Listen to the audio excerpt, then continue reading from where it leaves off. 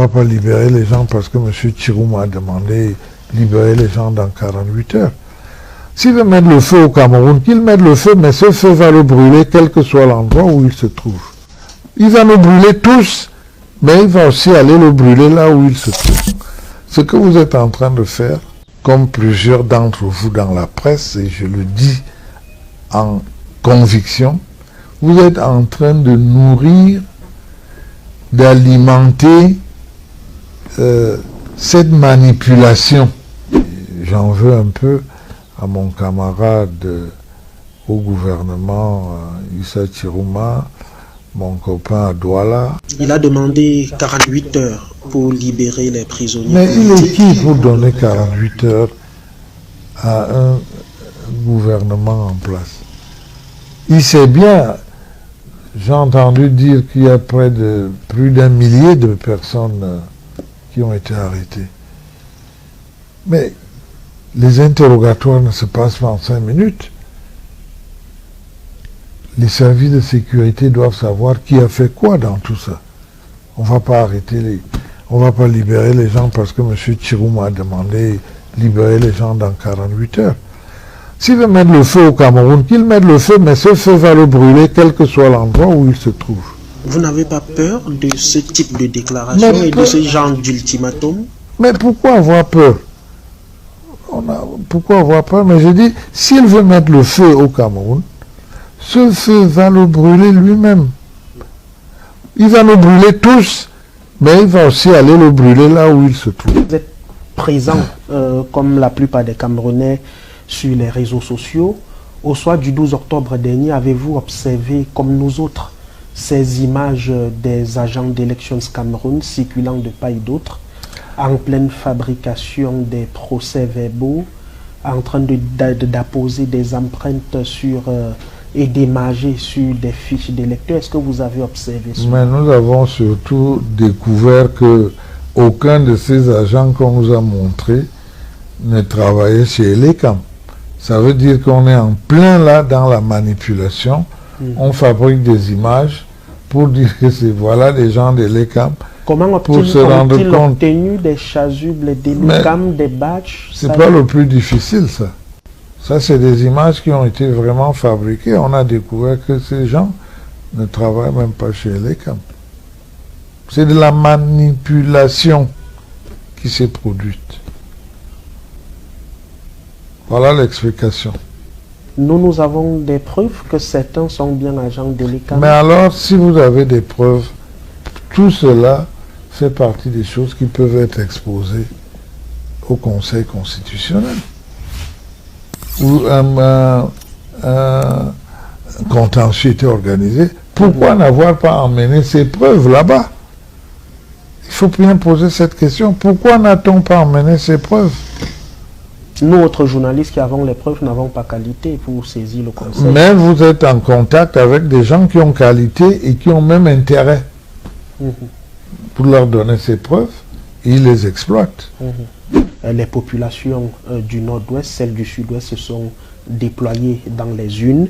Et dans la région du nord-ouest particulièrement, Paul Biya est arrivé en tête avec 86,31%. Au sud-ouest, 68,79%. Est-ce que vous pensez qu'une partie de ceux que vous taxez de terroristes et qui se sont révoltés contre votre façon de gouverner peuvent autant plébisciter votre candidat? Si Christian nous les a invités à gagner la légalité en venant voter, je n'ai pas suivi son appel. Mais je dis bien si je pourrais être amené à penser qu'il est en train de retrouver le bon chemin. Mais ces pourcentages que vous donnez sont les pourcentages par rapport à ceux qui ont voté. Bien évidemment. Donc, je pense que les électeurs du sud-ouest, du nord-ouest, ont tout simplement exprimé leur choix et nous devons respecter ces choix. Est-ce qu'il n'y a On pas... ne peut pas les attribuer. Est-ce qu'il n'y a pas une forme d'amalgame à ce niveau? Non, il n'y a pas Deux d'amalgame. régions sinistrées depuis 9 ans, le résultat, avec de milliers de morts, le des résultat millions de des déplacés. urnes, le résultat des urnes n'est pas un résultat mathématique, ce n'est pas un résultat logique, c'est un résultat des urnes. En quoi est-ce qu'il n'est pas logique? Mais vous ne pouvez pas, et là je peux vous dire qu'à travers le monde, hein, les sondages se sont souvent trompés. Hein, les sondages qui font appel à une certaine logique se sont souvent trompés. C'est pour ça que je dis que ce n'est pas un résultat logique nécessairement, ce n'est pas un résultat mathématique nécessairement. Quelqu'un vous dit je soutiens tel, mais il peut aller voter tel autre. On a au moins 20% du produit intérieur brut du Cameroun qui est absorbé depuis 9 ans, monsieur le ministre. Et lorsque nous venons vers vous, c'est véritablement pour comprendre, puisque vous avez un niveau d'information suffisamment élevé pour édifier les Camerounais, comment les populations de deux régions peuvent exprimer leur ras-le-bol. D'autres sont en prison, d'autres ont déjà été condamnés.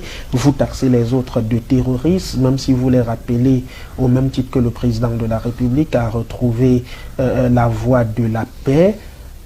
Logiquement, comment comprendre que cela vous plébiscite autant?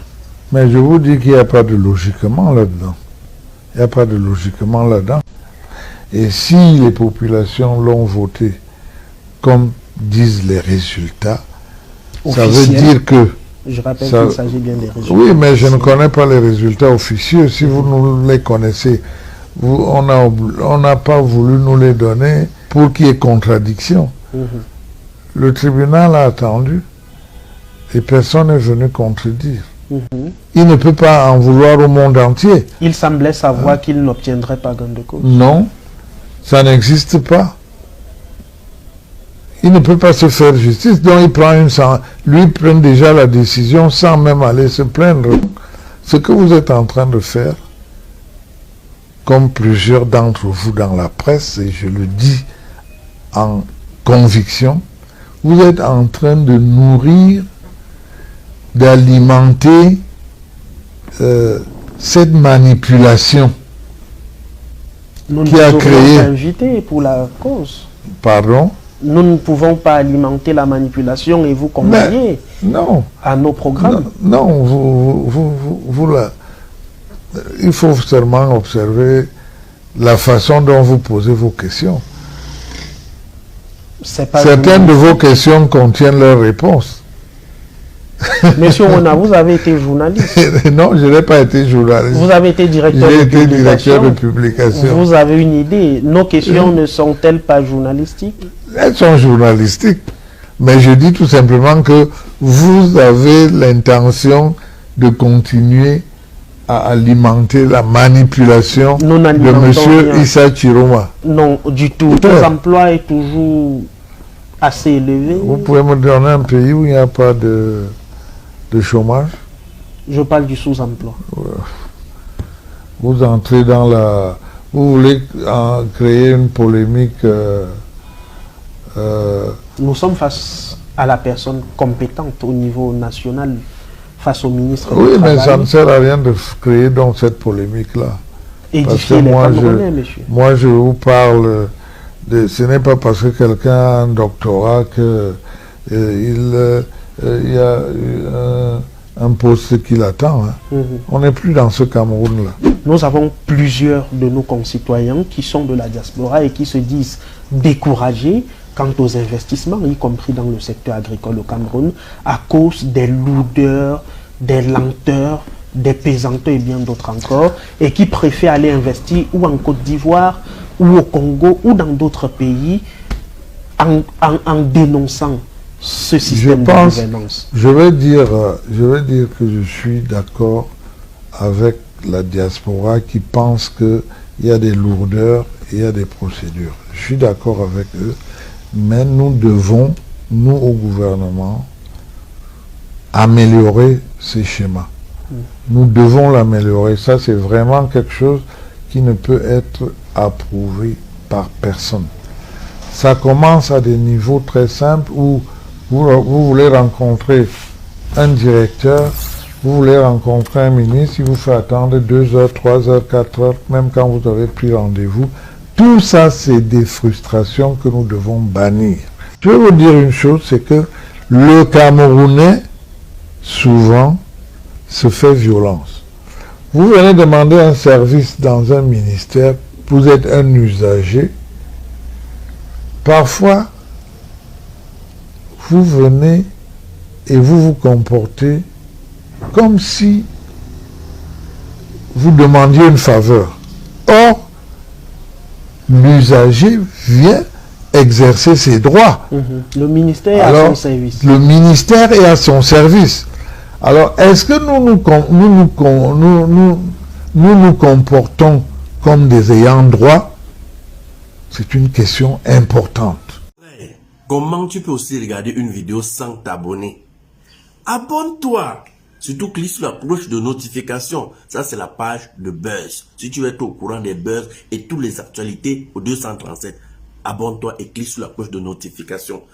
Partage aussi pour m'encourager. Surtout, si tu as quelque chose à dire, papa, lâche un commentaire.